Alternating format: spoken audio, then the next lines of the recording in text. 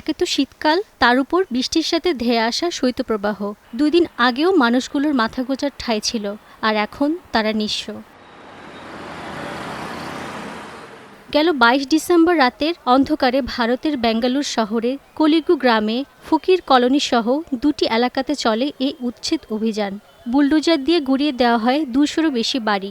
শীতের রাতে গৃহহীন করা হয় 400 পরিবারকে, যাদের অধিকাংশই মুসলিম।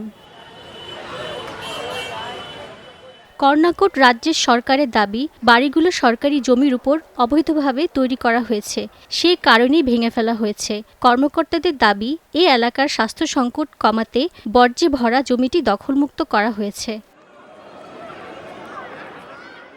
স্থানীয় বাসিন্দারা বলছেন, প্রায় 25 বছর ধরে ওই এলাকায় বসবাস করছেন।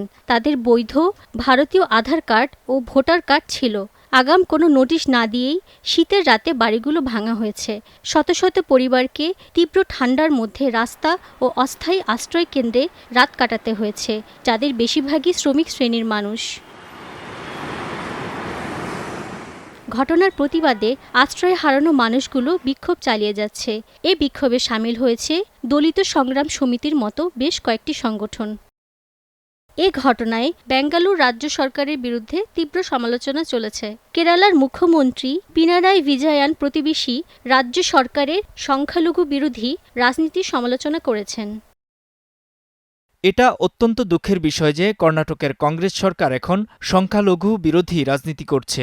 যখন কোনো সরকার ভয় ও বর্বরতার মাধ্যমে শাসন করে, তখন সাংবিধানিক মূল্যবোধ ও মানবিক মর্যাদাই সবার আগে আক্রান্ত হয়। তবে তার এই মতবাদের প্রতিবাদ জানিয়েছে কর্ণাটকের উপমুখ্যমন্ত্রী। প্রকৃত সত্য ঘটনা না জেনে ভিজায়ানের এমন মন্তব্য হতাশাজনক। আমাদেরও মানবিকতা আছে, আমরা তাদের অন্য এলাকায় চলে যাওয়ার সুযোগও দিয়েছি। আমি কেরালার মুখ্যমন্ত্রীকে অনুরোধ করব, তিনি যেন এমন মন্তব্য থেকে বিরত থাকেন।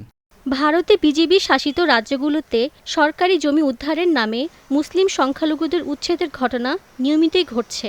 তবে কংগ্রেস শাসিত 3 রাজ্যে এমন ঘটনা ছিল বিরল। রাহনুমানুর, স্টার নিউজ।